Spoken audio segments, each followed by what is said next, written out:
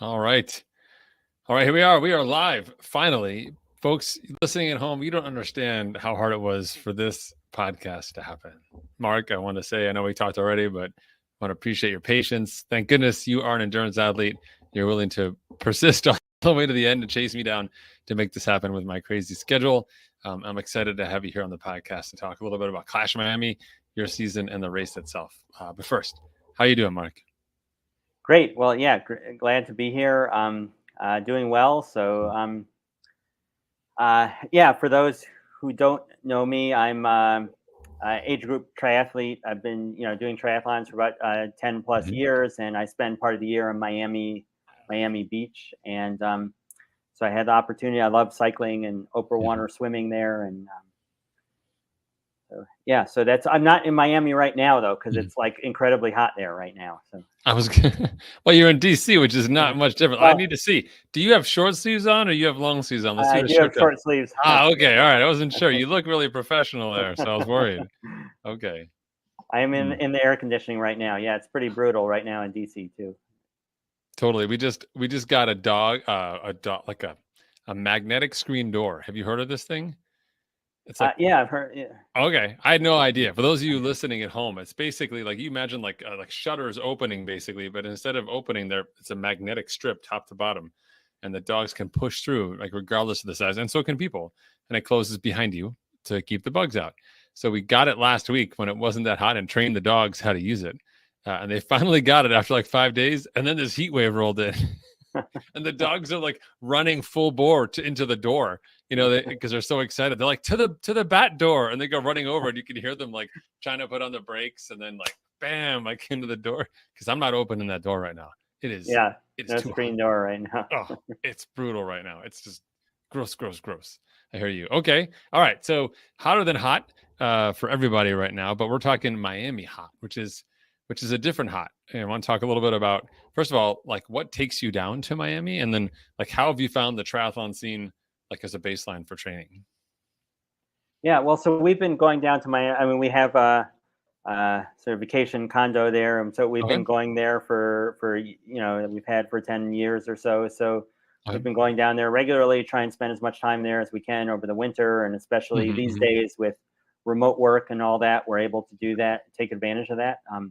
mm-hmm, And so yeah, for me it's great to be able to train through the winter in Miami. That's the ideal time to be down there. And it's just, I think there's a big community of strong community of cyclists there, a lot of triathletes, mm-hmm. a lot of open water swim groups as well, because Yeah. the great swimming there too, obviously. Mm-hmm. There's a great local pool right just a couple blocks from our place, and so we go there and swim, and outdoor open air pool, so it's great to be able to swim there through the winter outside. Mm-hmm. Wow, that's So unbelievable.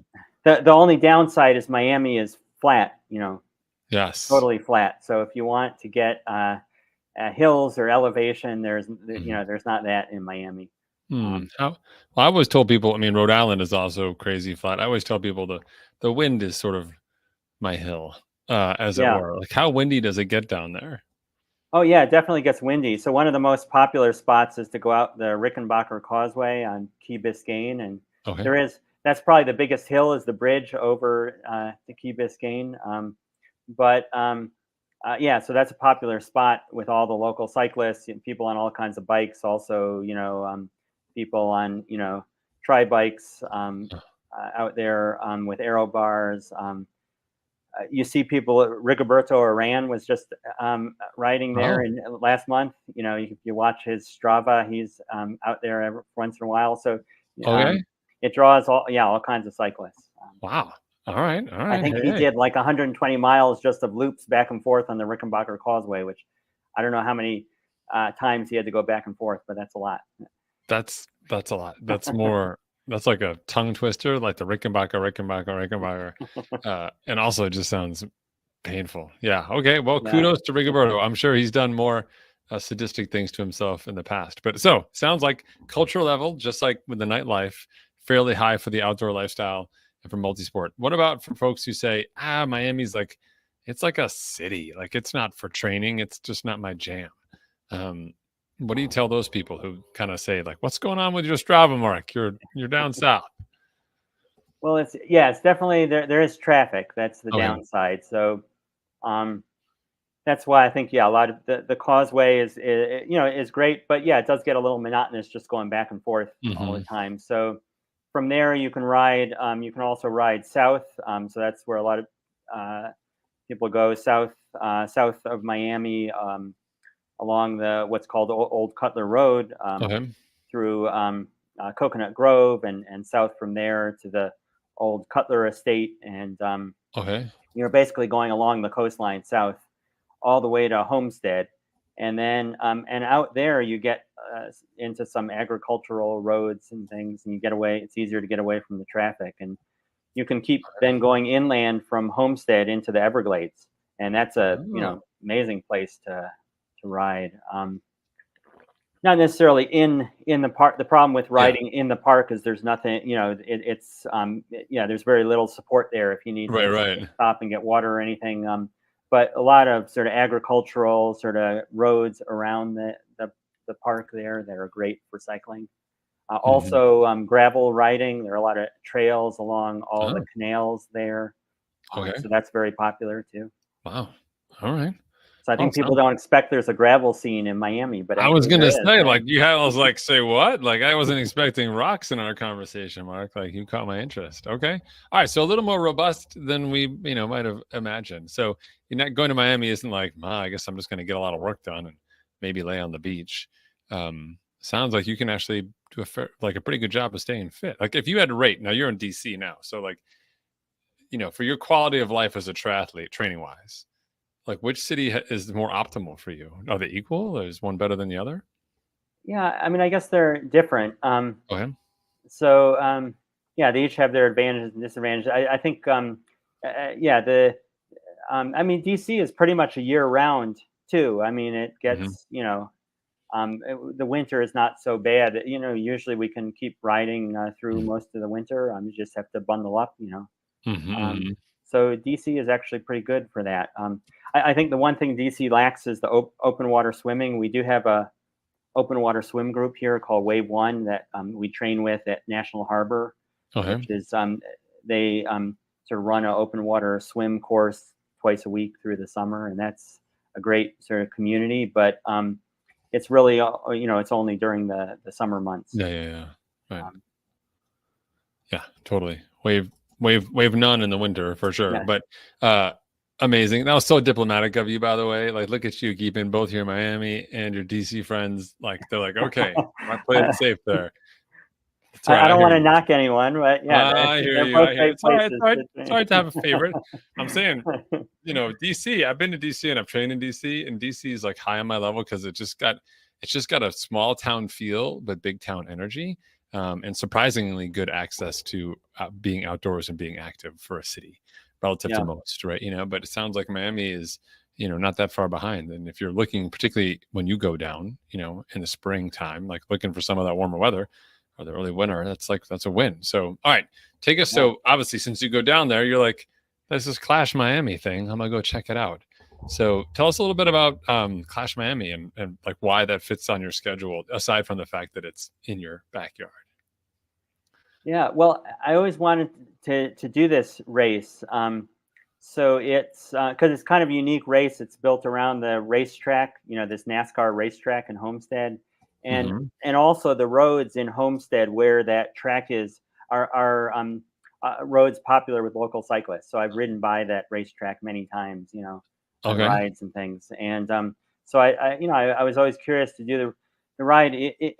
It's changed over time because it used to be the part of the Challenge family North America, and then they rebranded it as Hmm.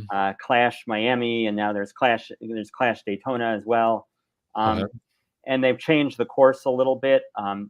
They used to have a 70.3 race there, and now Hmm. it's they don't have a long course anymore, Okay. but yeah, I always wanted to race there, so I thought it would be a fun local race to do. Okay. And it is a great, yeah, early season too.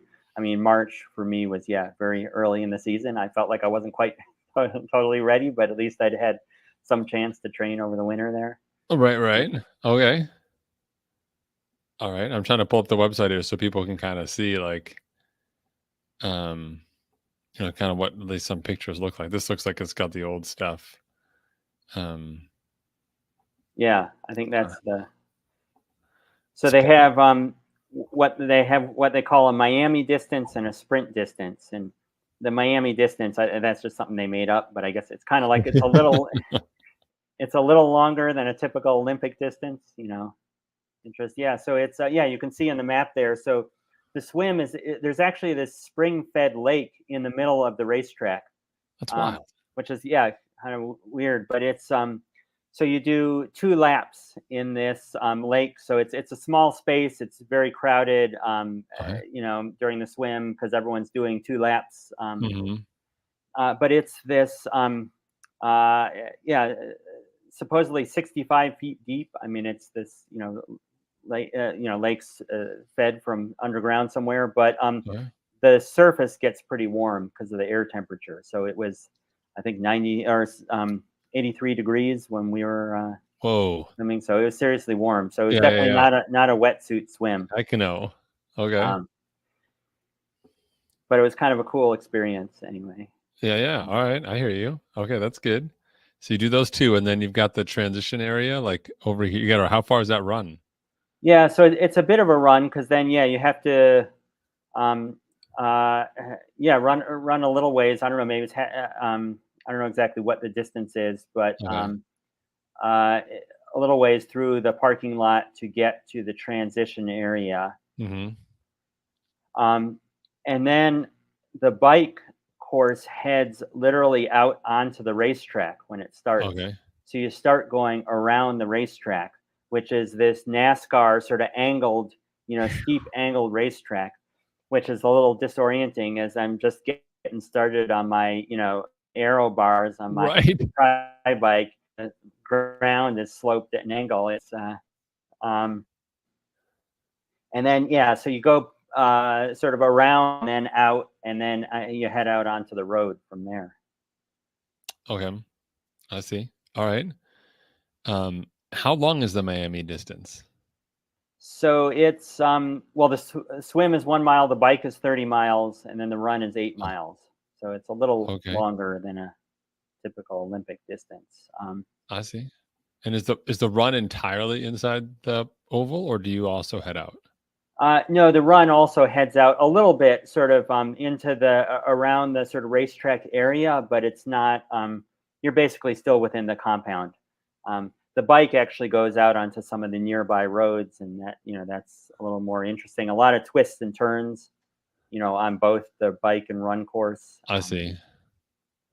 Okay, here I got Because the it run stays pretty course. close in. Yeah, Yeah, here we go. I got the run course for you. yeah, that's basically Okay. what it looks The like. aid stations are little gas pumps. Sounds like they're having some fun with it. All right. So it Yeah. doesn't strike me as like there's a lot of shade. Yeah, I mean, that's the challenge. Is so to me that was the run was where it really got tough, and Okay. that's where I felt like I really suffered. The Hmm. swim and the bike I enjoyed. The run was because you start out, you do a loop around the racetrack, and then you're still sort of all running around the sort of race compound and Hmm. then around the stadium, and there's no cover at all, and you just have the asphalt, and so feels like it radiates heat, and it was it was just brutally hot. It had also gotten really intensely hot in the days before the race, so it was, even for Miami, it was in March, it was unusually warm. Hmm. Um, Okay. I bet and that's yeah, that's mm. All right. So so you got to kind of bring your sort of like August nutrition and hydration plan to this race. Would you agree? Yeah, definitely. And to me, the extra, the extra couple of miles on the run, I mean, that made, I'm kind of used to the Yeah. sort of Olympic distance. In that heat, the extra couple of miles really made a difference, and that was really where I felt it was toughest when I got to sort of mile 6 or so, and I felt like I had to put some ice in my jersey, sort Right. of walk a little bit, and then then get running again. And it was just to cool down. Yeah. I could see that. I could see that. That's crazy. Well, so I mean, so it sounds like it's a little bit longer than Olympic, but probably almost as challenging as a half with the heat. Um, you kind of have to bring that sort of half mindset for pacing. It's not a race you can just go rip um, and Yeah, enjoy. But it's a nice early season race. I mean, it's March. You said, is that right? yeah. It was March 10th Perfect. or something. Yeah. So yeah, Perfect. and it took it's not it doesn't sound that much longer on paper than an Olympic distance Mm-hmm. race, but it does require a little different thinking, I think, about nutrition in that, especially in Mm-hmm. the heat. So Okay. Yeah. and Okay. I don't know if you watch the PTO race I saw some clips. before. Yeah. Yeah. So the pros raced the day before us. Okay. There obviously that was a longer course, but it was a similar course. They just did lots of loops, Okay. and you could tell that even the pros were really suffering in the heat. Mm-hmm. So Mm-hmm. if you saw Alistair Brownlee was like the Oh, first one out on the run, but then he really fell back because just he was mm-hmm. obviously the heat was affecting him. Yes. Um, Yeah. Like no way someone from the UK is prepared for those temperatures that early. Like no way. But yeah, no, it was interesting to see. Like again, you think about the course in races like this, and some part of your brain I think says, well, I'm used to races, Lake Placid, Coeur d'Alene, New Hampshire, like show me green trees, show me outdoors, show me rolling hills, and it's beautiful and challenging. And this, when you take away the stunning natural scenery, you say like, it's just kind of like a video game. It's just fast. They're optimizing for whatever. But when I think you take a look at this course and your description of it, it's actually like really challenging. Like it's logistically, like it's simple to understand, simple but not easy in terms of how it plays out. So that's kind of the perfect combination of like not intimidating to get in, but you got a fair amount of problems to solve. Maybe you want to go back, give that another shot, like do that over a little bit. I wonder if PTO will come back, uh give those folks a second shot. So now, how, like, yeah. if it was that hot the day before, did you spend like, how long were you out there the day before the race? Like, could that have possibly impacted your race performance if you were like watching for like 4 hours?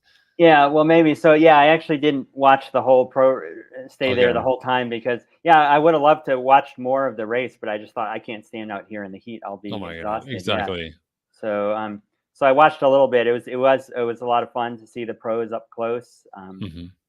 racing, but Hmm. Hmm. then I went back to the air conditioned hotel Hmm. and Hmm. yeah, to try Hmm. and rest up. Hmm. Hmm. Yeah, totally. That's Good. amazing. Like, And I think, go ahead. well, I was just going to say I was surprised actually. There wasn't I was at the PTO race in Milwaukee last summer, and there was a huge crowd there. This seemed much, the crowd seemed much smaller here, and Hmm. I don't know if Hmm. it was because of the location or also possibly the heat. People didn't want to stand out there all day, but Hmm. yeah, I was surprised there weren't more spectators for this is supposed to be the inaugural T100 race. Mhm, mhm, Um, mhm, but hopefully they'll get more attention for that mhm, over mhm. time. Okay, yeah, no, I hear that. Like, I think, um, as you're sort of like trying to figure out, well, but especially when you're planning your season and you're trying to think about like, hey, as I'm figuring out like what goes early, what goes later, how do I want to evolve my season? Like, this seems to me to be sort of the perfect early season, especially if you're in the region. But even if you're not, you're looking to get away and be like, man, I've been slaving all winter. You can probably do long enough workouts indoors up here in New England, Midwest, to be ready for an 8 mile run and do it respectively, and be able to go down there. How, like, I'd be curious to know from you, like, from a logistics perspective, like, how accessible is the venue and the city, if you were to fly into Miami, you're traveling to this race? Yeah, so so yeah, Homestead is not like it's not like in the heart of Miami or Yeah. something. It's a suburb, so I think yeah, you probably need a car or at least be planned to take, lots of Ubers or something to get around there, so that's the one downside. If you have a car, it's great. I think you can get around everywhere easily. And there are places to stay not too far away in Homestead. Okay. But I think part of the fun is to be able to take advantage of being in Miami area too. And That's the thing, right? Yeah. if you can combine it with a trip to the Everglades or something, I think, it could be a lot of fun.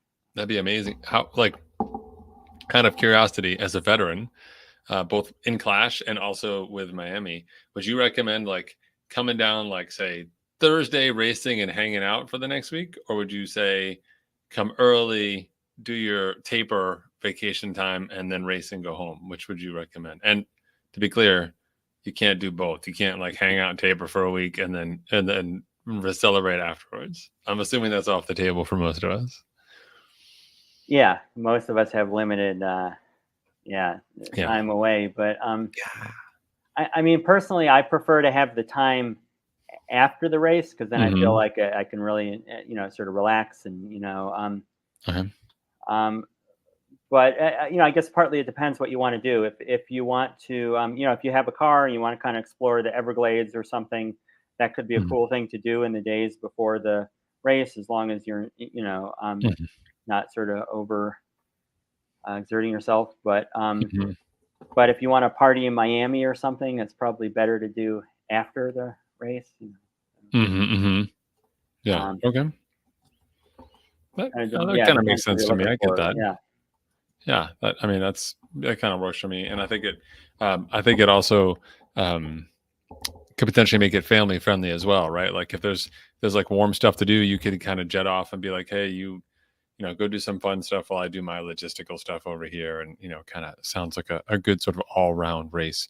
I think the thing that stands out for me is that it is a full weekend. So if you are all into racing, you can do it. And if you're not, like I was saying, there's plenty to Miami, and the Miami area itself offers to be active and to have fun with your trip. Like my least favorite, the venues we talked about earlier, where Timberman used to be, or, middle of Ohio, like it's like great, like, open area, etc.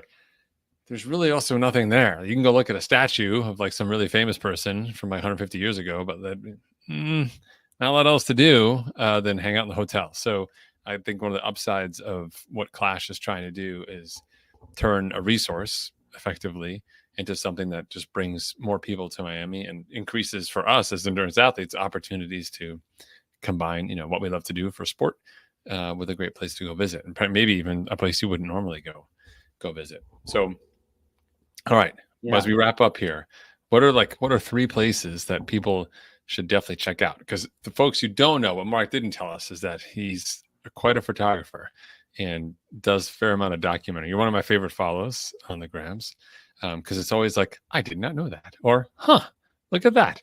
Whereas I feel like everything else is not that. So where would you say, like, if you were telling me that, Patrick, there's 3 places you got to go when you're in Miami, the region, where would you send me to go? Yeah, well, it's I guess I would say partly it depends. If you like to be outside, or if you want to be in the city. To me, what I love about Miami is it's not just the beach, but it's a vibrant cultural city. With great museums. Personally, I like the Perez Museum, which is the art museum right on the sort of on the bayside and water, downtown Miami. It's a beautiful place to go, just hang out. Even if you're not that into art, it's a great kind of setting there by the water. There's also obviously lots of the Cuban culture, Latin American culture there. As well, which gives it a different feel from many other places. But then also all the outdoor stuff. So there are so many parks and outdoor activities on the water to take advantage of. I mean, I definitely think the Everglades is worth seeing for those folks who haven't been there, and it's really so accessible from Miami that Yeah. Okay. Awesome. Well, I love that. Like the perfect mix of a little bit of culture, a little bit of outdoor time. I do believe that, I'm hopeful. At least for me, I know that like my days of traveling just to go train, like, oh, I can ride my bike, and I'm here Tuesday to, Sunday. So I'll just ride my bike every day, and I'll just go eat at I don't know, Plant City, and, kind of just put myself into a training camp hole. You miss out on some of these incredible places to be. And particularly with Miami, its connections to Cuba, and actually it's sort of the business hub of South America. Like many, folks from Brazil, Argentina, Peru, they come up to do business, to do work in Miami and meet. So it's quite a cosmopolitan place to be, in a way that I don't think a lot of people expect. I think they do. They just think of beaches or whatever particular easy photographic memory they have of Miami and Florida. So it's much more than that, folks. So give it a shot. All right. So it looks like from the website we were just on that Clash is happening next year, and they're working on some registration things to come soon. So if you are planning ahead, and we do recommend you do plan ahead on Side Endurance Nation, and maybe put like a soft circle in March for Clash. Will you be there in 2025, Mark? Is that going to be on the calendar? Yeah, I hope to be back again. I really enjoyed it. So yeah, I would definitely go back and hopefully aim to, now that I know the course, do better this time, and hopefully be prepared to deal with the heat and whatever else comes along. So. Totally. You'll be the only person in DC putting ice on your head on a treadmill in February. Like, that guy's lost his mind. See, I told you exercising a lot was a problem. Look, that guy Mark over there has lost his mind. But hey, you'll be the only one who will be sunburned in April in DC, and people will know something's up. Awesome. Well, hey, Mark, thank you for sharing this insight to not just Miami and multi-sport lifestyle, which is sort of a nice surprise, but also Clash and sort of a unique race venue that, ultimately I think is the kind that we as athletes should be supporting, because it just brings a different dimension to racing, to as endurance athletes with triathlon, and give us an opportunity to, support different cities and different companies that are trying to make our experience more worthwhile. So this has been awesome. I really appreciate your time. Great. Well, yeah, this was fun. So yeah, thanks for. No worries. And afterwards, I'll have you make sure you share your Instagram with me. I'll put it in the show notes so people who love the photos can kind of tune in. Maybe we'll find a good one from Miami we can use as a cover or some part of the artwork for this. All right. Awesome. Okay, all right. I'm going to hit the stop button here.